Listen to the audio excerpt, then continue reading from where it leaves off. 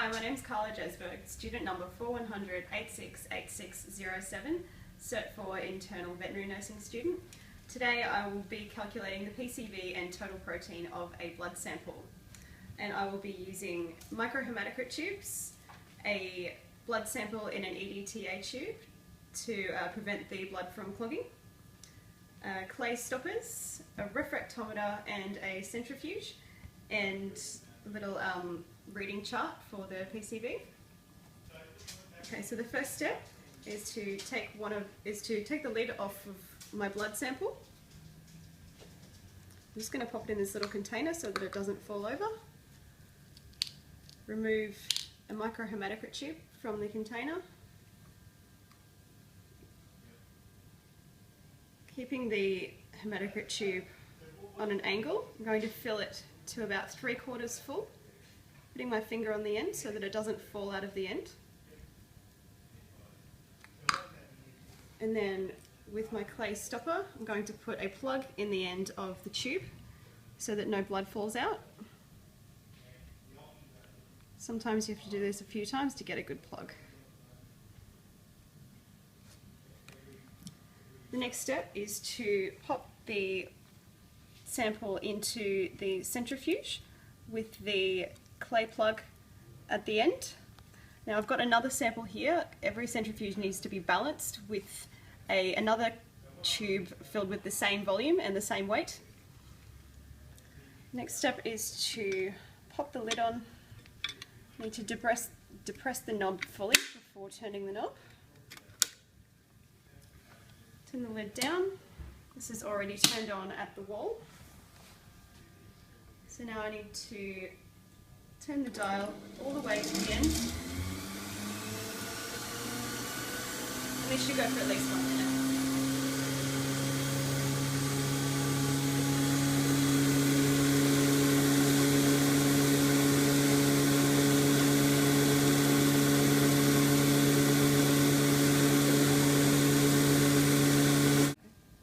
Okay, before putting the sample into the centrifuge earlier, the position of the sample was recorded on Jasper's chart. So now that the centrifuge has stopped spinning, I can open it up, unlock the lid, and find section 2. This is our sample. Now we're going to read the PCV. So you can see that the blood has separated into 3 different sections. We've got the red blood cells, the plasma, and they're both separated by the white buffy coat, which consists of white blood cells. So now we're going to use our microhematocrit capillary tube reader. The first step is to find where the plasma sits at 100%. So we're going to roll the sample along.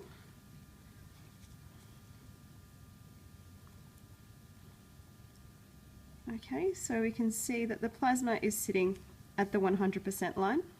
Now we need to go down to where the red blood cells are sitting, and we can see that they're sitting at around about somewhere between the 30 and the 20 mark.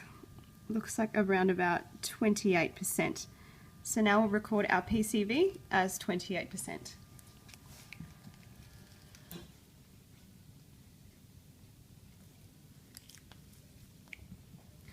The next step is to calculate the total protein. So what we'll need to do, breaking the hematocrit tube along the buffy coat and then disposing of the extra into a sharps container. I'm going to lift the lid on the refractometer and tap my plasma onto the prism, disposing of the rest of the plasma into my sharps container. Going to close the lid, holding it up to a light source.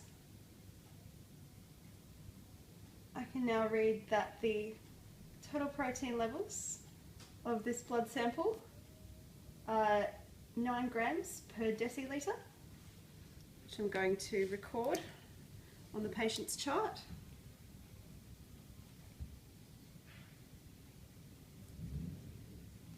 And I will also upload a photo of the findings on the refractometer. So now that we are done with that one, and wipe that off with a tissue. Making sure that no residue is left on the prism.